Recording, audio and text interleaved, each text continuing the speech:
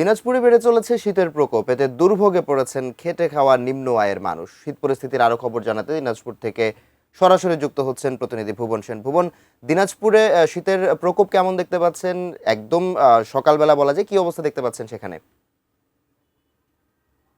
বরাবরই উত্তরবঙ্গে এই যে শীতের প্রকোপ সেটি কিন্তু সবচেয়ে বেশি থাকে অবস্থানগত কারণে। আমরা আপনাকে যেটি জানিয়ে রাখি যে দিনাজপুরে তীব্র শীতে বিপর্যস্ত হয়ে পড়েছেন খেটে খাওয়া মানুষ এবং নিম্ন নিম্ন আয়ের মানুষ। আমরা দেখেছি যে আজকে আবহাওয়া তাপমাত্রা যদি আপনাকে জানিয়ে রাখি, আজকে 12.7 ডিগ্রি সেলসিয়াস। এই যে 10 থেকে 12 ডিগ্রি সেলসিয়াস তাপমাত্রায় কিন্তু এই যে দিনাজপুরের যে তাপমাত্রা সেটি কিন্তু উঠানামা করে। আমরা এই শীতের কারণে কিন্তু যারা নিম্ন খেটে খাওয়া মানুষ রয়েছেন তারা কিন্তু বিপাকে পড়েছেন। তারা ঠিকমতো কাজে যেতে পারছেন না এবং আমি খোঁজ নিয়েছি শীতজনিত কারণে হাসপাতালগুলোতে কিন্তু যে শীতজনিত রোগীর সংখ্যা সেটি কিন্তু দিন, দিন বৃদ্ধি পাচ্ছে।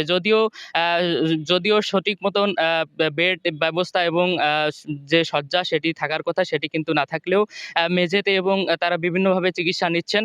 আমরা দেখেছি যে হাসপাতালগুলোতে শিশু এবং বিশেষ করে বয়স্ক রোগী তারা কিন্তু বয়স্করা ডায়রিয়া এবং শিশুরা নিউমোনিয়া রোগে তারা চিকিৎসা নিতে এসেছেন এবং তাদেরকে চিকিৎসা দিচ্ছেন, পরামর্শ দিচ্ছেন চিকিৎসকরা। আমি একটু যদি খেটে খাওয়া নিম্ন আয়ের মানুষের কথা বলি, তারা কিন্তু প্রতিদিন এই যে কাজে যেতে তাদের বিপাকে পড়তে হচ্ছে। যেহেতু সূর্যের দেখা কিন্তু দিনের বেলা একটু মিললেও কিন্তু সূর্যের যে প্রখরতা সেটি কিন্তু থাকে না।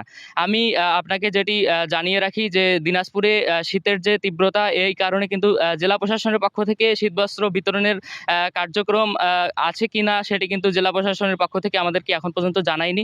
সামাজিক এবং রাজনৈতিক যারা সংগঠন রয়েছেন তাদের কিন্তু একটু সীমিত পরিসরে তারা তাদের শীতবস্ত্র বিতরণ করছেন। মাহাথি, দিনাজপুর থেকে এই ছিল আমার কাছে শীত পরিস্থিতির খবর।